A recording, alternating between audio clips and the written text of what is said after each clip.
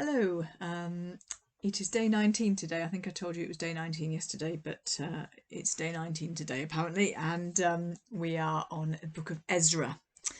I have to confess that I do not like the character Ezra very much, and I'll show you why that. I think that in a minute.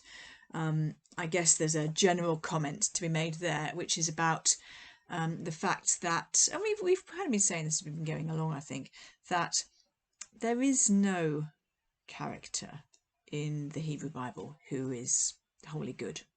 There is nobody who is wholly endorsed by the text. They're all flawed. Any character that we meet for long enough, I mean, one or two kind of appear in a verse and then go away and we never find out much about them, but any character that we really get to know, they're all flawed. They're all flawed. And I think Ezra is a good case in point, and I will show you what I mean by that in a minute. But he doesn't appear until chapter 7. So the story opens just where the Book of Chronicles finished, with that declaration from King Cyrus of Persia that as many exiles as would like to go have permission to go back from Babylon and the area of Babylon, to go back home to Jerusalem, to rebuild the temple and to settle down there. Now we need to realise that there's been quite a period of time has elapsed, and there are a few old folk who remember the temple, but most of the people who are going back are the new generation who have never known anything except life in Babylon. And although it was devastating when the nation was taken into Babylon in the first place, actually, once they settled down, life was quite comfortable there. They had, they'd settled down, they built themselves little small holdings and whatever, they'd formed their communities. Life was comfortable, and we need to understand that going back to Jerusalem and the area around Jerusalem was it was frontier work now. If you know the stories of kind of the Wild West of America, that sort of gradual expansion westwards, of lawless societies that hadn't, where the kind of the law and the judicial system hadn't kind of caught up, and gradually people going and staking their claims and power ruling, and it's a bit like that, I think, as people go back to Jerusalem. There are people in the land already.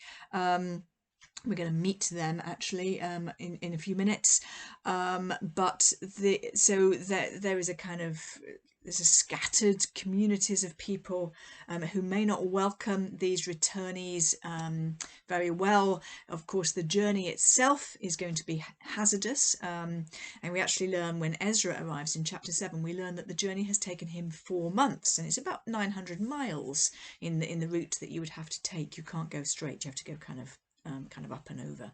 Oh, sorry for you, up and over like that. So it's a hazardous journey. It's an inconvenient journey. You're leaving behind the comforts of what are now home, and you're going to this kind of border, this sort of frontier situation. So we need to hold all those in our minds as this story unfolds. So Cyrus makes this declaration: anyone who'd like to go may go. And in chapter 2, we get a list of the people, or the heads of families, who do go. Now, probably you are not inclined to read these lists of names, and I can understand that.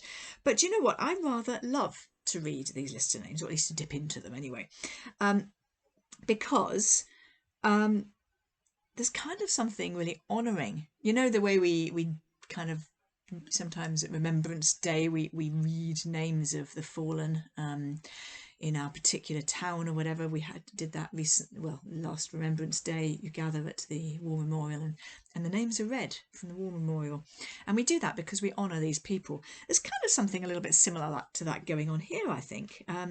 We get these names, not every name, but the names of the heads of the household, and as I say, these were people of great courage. And faith, actually, who knew that life in Babylon, comfortable though it was not how the people of God were supposed to be living and where they were supposed to be living. And so when the invitation is offered and when the opportunity presents itself, they go home. So I rather like that list of names, dull as it might be to read in some ways. So they go, and they come back to Jerusalem, and the very first thing they do is they build an altar. There is no temple, there is no most holy place, there were no temple courts, but they build an altar.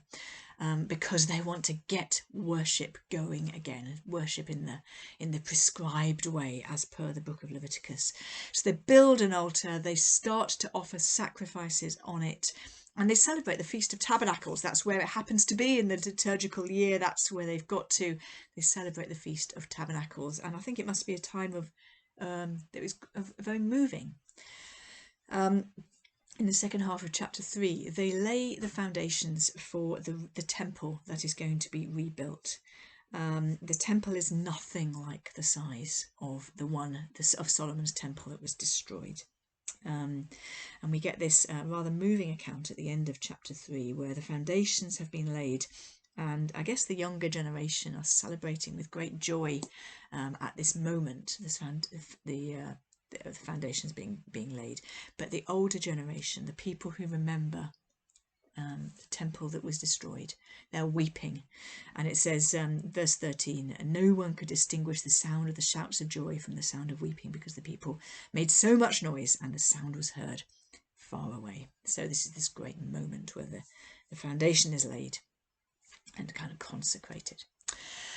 Then trouble starts. Chapter 4, trouble begins.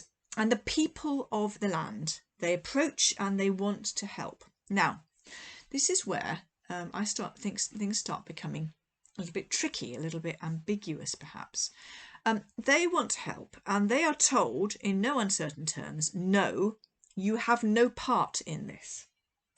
And that's quite uncomfortable to read.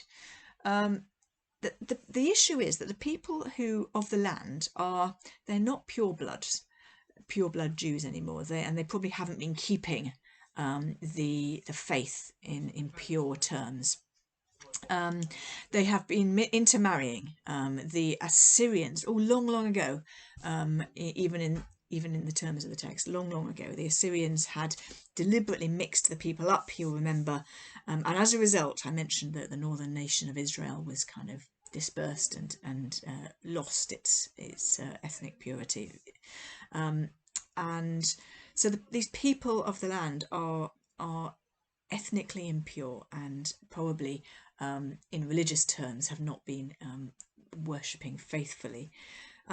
And this actually is kind of probably, it's a little bit ambiguous, but probably the beginnings of the tension with the Samaritans. If you know your New Testament, and if you know that in Jesus's day there were enormous tensions between the Jews and the Samaritans, and I think we're beginning to see the tensions here, where the returnees who are ethnically pure and are wanting to reinstitute the pure religion, as it were, the people of the land who are not and don't match up to that are not allowed to be part of it. I think it's quite a sad moment, actually.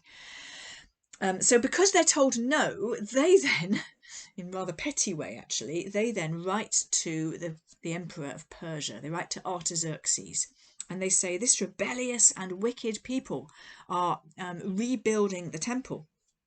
And they say, let me just look at the verses. This chapter 4, verse 12. This is the letter. The king should know that the Jews who have come up to us from you have gone to Jerusalem and are rebuilding that rebellious and wicked city. They're restoring the walls and repairing the foundations, and the king should know if the city is built and its walls are restored, they won't pay their taxes anymore. And the king is rather disturbed when he gets this report, as you might imagine. And he makes inquiry, and he says, I issued an order, and a search was made, and it was found that this city does indeed have a long history of revolt and rebellion, and therefore let no more building take place. And so the work stops.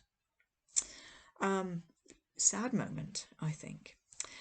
Chapter 5, we get two characters that we're going to meet in future weeks when we do the minor prophets, because we're going to meet very briefly the prophet Haggai and the prophet Zechariah, and they've got their own books later, but they make a little appearance here because these two prophets are sent by God to stir the people up to begin the work again, and we can read that stirring up in the minor prophets when we get there. or today if you want to have a look at it for yourself. And so they stir the people up and the work recommences, at which point the governor of the land goes to them and says, "Who authorised you to do this?" And the people who are building says, "Well, King Cyrus authorised us to do this." And another letter is sent. And the letter says, basically they claim that King Cyrus authorised it. If it pleased the king, I'm in chapter 5, verse 17 now. If it pleased the king, let a search be made in the royal archives to see if this is true. So King Darius, chapter 6, receives the letter and he makes a search and he discovers that indeed such an edict was issued. And he therefore says, yes, King Cyrus did make this edict. Therefore, verse 6, don't interfere, let them get on with it. And verse 8, in fact, we'll pay their expenses for them.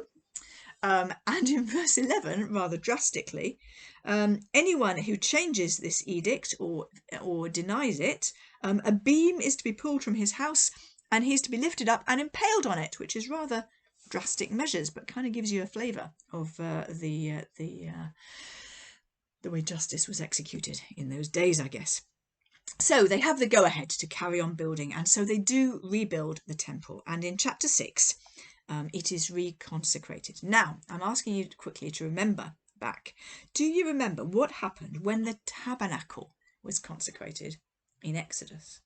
And when the temple was consecrated, as we're told in the book of Samuel? Do you remember that both of those times the glory of God came down in fire and smoke, and the priests couldn't do their work? Remember that. And it's a sign of God making his residence there. Now, here, at the dedication of this second temple, I'm sure that they were hoping that the same thing would happen. And it doesn't. There is an echoing absence of that glory of God descending. Now, we only notice that if we are noticing these big pictures, and it's these big pictures that I'm trying to show you as we build this story up. So at the dedication of the tabernacle, the glory of God comes down. At the dedication of Solomon's temple, the glory of God descends. Here, at the dedication of the second temple, there is no visible manifestation of the glory of God. It's not commented on, but I still think there is an echoing silence here, and it is disturbing, and I think we are supposed to be disturbed by that. Now, in chapter 7, here comes Ezra, and I have to say I kind of see him, and maybe I'm being unfair here, but I kind of view him as being a bit like the Spanish Inquisition turning up. At least I'm not a historian, but at least as the Spanish Inquisition is represented. So Ezra has come also from Babylon. He's come with letters of authorization from the Emperor of Persia. He is described as being of impeccable genealogy. This is going to be important. Impeccable genealogy, and a man of much learning in the law of the Lord. Pretty much as soon as he appears with his letters of recommendation, he takes over the narrative. And so from here on, we get I language, and it is Ezra telling us the story. In chapter 8, we get another list of returnees, and these are the people who have come with Ezra. And after Ezra arrives, he causes a great assembly, and a great offering is taken, and sacrifices are made. And things are going quite well. And then he discovers something that disturbs him immensely. Chapter 9. The leaders came to me, says Ezra, and said, the people of the Israel, including the priests and the Levites, have not kept themselves separate from the neighbouring peoples with their detestable practices. They have taken some of their daughters as wives for themselves and their sons, and they have mingled the holy race with the peoples around them. Now, this is troubling, okay, because when the people first entered the promised land, they were told very clearly, you must not intermarry because they will lead you into idolatry. And we talked about that a little bit.